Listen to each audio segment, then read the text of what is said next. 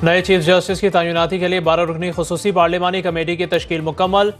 Speaker ने senate से 4 और कौमी असम्बली से 8 अरकान का नोटिफिकेशन जारी कर दिया। ऐवान बाला से नून लीग ने आजम नज़ीर तारड़, पीपल्स पार्टी ने फारूक नाइक, तहरीक इंसाफ ने बैरिस्टर अली जफर और जमीयत उलमा इस्लाम ने सेनेटर कामरान मुर्तज़ा का नाम दिया।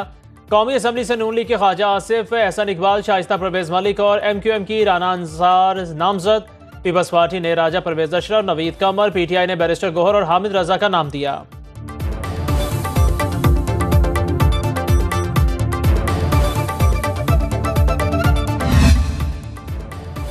26वीं आईनी तरमीम के तहत कौन होगा नया chief justice Pakistan? Justice Mansoor Ali Shah, justice Munib Akhtar या जस्टिस याहिया अफरीदी? मौजूदा चीफ जस्टिस 22 अक्टूबर रात 12 बजे तक 3 नाम आईनी कमेटी को भेजने के पाबंद। नया चीफ जस्टिस अब खुसूसी पार्लिमानी कमेटी की सिफारिश पर तैनात होगा। 26वीं आईनी तरमीम के तहत चीफ जस्टिस के नाम का फैसला 12 रुकनी पार्लिमानी कमेटी 2/3 अक्सरियत से करेगी। कमेटी की सिफारिश पर वज़ीर आज़म सदर मुमलिकत को मंजूरी के लिए नाम भेजेंगे। पार्लियामेंट की खुसूसी कमेटी का इजलास आज होगा।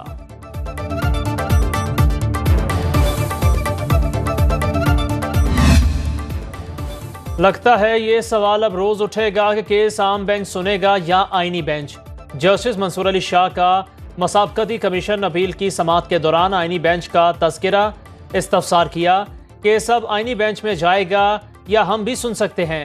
बैरिस्टर फरुख नसीम ने जवाब दिया, सियासी मुकदमात अब आईनी बन चुके हैं। जस्टिस आयशा मलिक ने मुस्कुराते हुए रिमार्क्स दिए, चलें जी अब आप जाने और आपके आईनी बेंच जाने। जस्टिस मंसूर अली शाह ने कहा, 3 हफ्ते के लिए समाअत मुलतवी कर रहे हैं, तब तक सूरत हाल वाज़ेह हो जाएगी।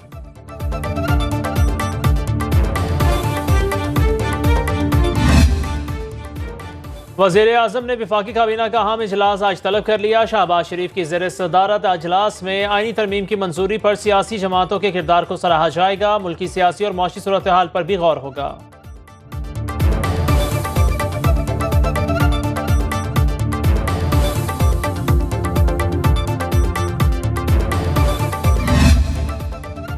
सुप्रीम कोर्ट ने PTI की इंट्रा पार्टी इंतखाबात नज़रसानी दरखास्त खारिज कर दी। चीफ जस्टिस काजी फायज़ की सरबराही में 3 रुकनी बेंच ने समाअत की। वकील हामिद खान ने कहा, मौजूदा 3 रुकनी बेंच केस नहीं सुन सकता। सुन्नी इत्तेहाद काउंसिल केस में 13 रुकनी बेंच फैसला दे चुका। चीफ जस्टिस ने रिमार्क्स दिए, मखसूस नशिस्तों के केस में नज़रसानी ज़ेर इल्तवा है, कोई ऐसा फैसला नहीं देखेंगे। आप केस चलाना चाहते हैं या नहीं? हामिद खान ने कहा, नया बेंच बनेगा तो दलाइल दूंगा। बैरिस्टर अली जफर ने रोस्टर पर आकर 26वीं आईनी तरमीम का हवाला देते हुए कहा, यह बेंच अब केस सुन ही नहीं सकता।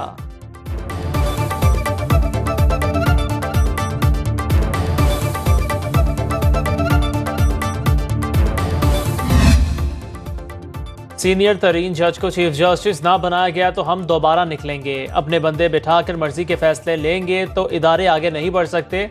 वज़ीर आला अली बिन गंडापुर का खैबर पख्तूनख्वा असम्बली में पुरजोश खिताब, कहा वफादारी बदलने वालों को नहीं छोड़ेंगे। 26वीं आईनी तरमीम से अदलिया को अशराफिया का महकूम बना दिया गया। ऐसी हुकूमत ने अदलिया पर हमला किया जिसके पास जायज़ मैंडेट नहीं।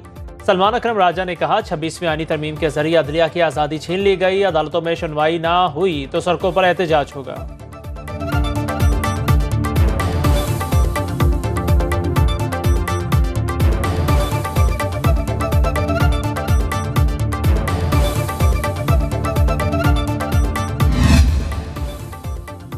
सदर मुमलिकत के दस्तखत के बाद 26वीं आईनी तरमीम आइन का हिस्सा बन गई। गजर नोटिफिकेशन जारी। तरमीम पार्लियामेंट के दोनों ऐवानों से 2/3 अक्सरियत से मंजूर की गई। सेनेट में 65 और कौमी असम्बली में 225 सरकार ने हिमायत की।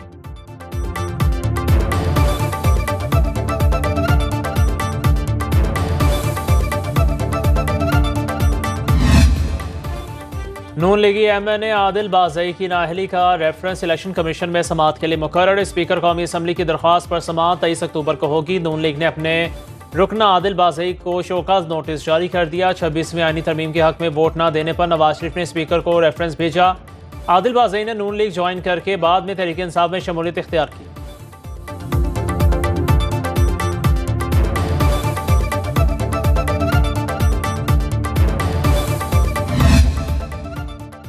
जमात इस्लामी का 26वीं आईनी तरमीम के खिलाफ अदालत से रजू का इंदिया।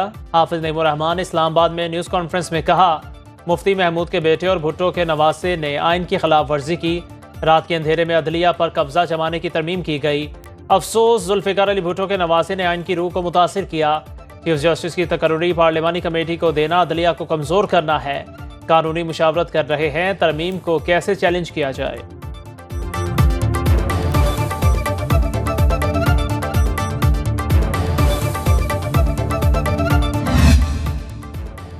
नवाज शरीफ और मरीम नवाज की बैरून मुल्क रवानगी मुतवक्के। सदर मुस्लिम लीग नून ने 2 हफ्ते कबल बरतानिया जाने का प्रोग्राम मौखर किया था। जराए के मुताबिक नवाज शरीफ जुमा को दुबई रवाना होंगे, जहां से हफ्ता को लंदन पहुंचेंगे।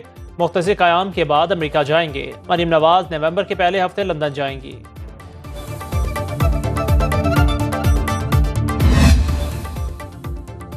पंजाब में अपनी छत अपना घर प्रोग्राम के तहत मकानात की तामीर का आगाज हो गया।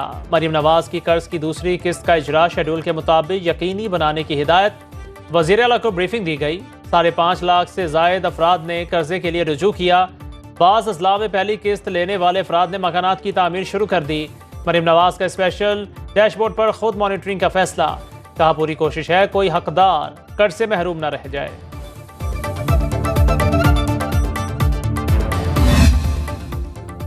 कराची ली मार्केट में 4 खवातीन का कातिल 5 रोज़ा जिस्मानी रिमांड पर पुलिस के हवाले।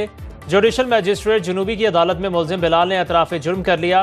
पुलिस ने अदालत को बताया, घर की खवातीन का सोशल मीडिया पर बहुत ज़्यादा रुझान कत्ल की वजह बना। मुल्जिम से आला कत्ल, खून आलूद जूते, दस्ताने और दीगर सामान बरामद। अदालत ने तफ्तीशी अफसर से आइंदा समात पर पेशरफ्त रिपोर्ट तलब कर ली।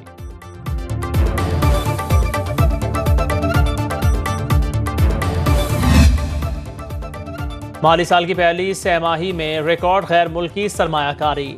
हजम 90 करोड़ 35 लाख डॉलर से बढ़ गया। स्टेट बैंक ने तफसीलात जारी कर दी।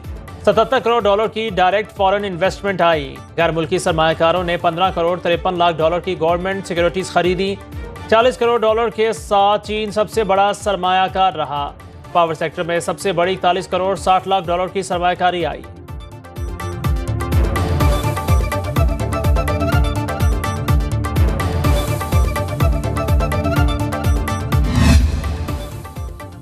और पाकिस्तान का क्लाइमेट फाइनेंसिंग के लिए IMF से दोबारा दरख्वास्त करने का फैसला। ज़राए वज़ारत ख़जाना के मुताबिक वज़ीर ख़जाना आलमी मालियाती फ़ंड से 2 अरब डॉलर की दरख्वास्त करेंगे। MD IMF से मुलाकात के दौरान क्लाइमेट फाइनेंसिंग पर वज़ारत ख़जाना की वर्किंग मुकम्मल। IMF ने कर्ज प्रोग्राम की मंजूरी के बाद क्लाइमेट फाइनेंसिंग की सहूलत फराहम करने की यकीन दहानी कराई थी। पाकिस्तान ने रवा माली साल IMF शराइत के तहत तरक्याती मनसूबों में मौसमियाती तब्दीलियों को भी शामिल किया।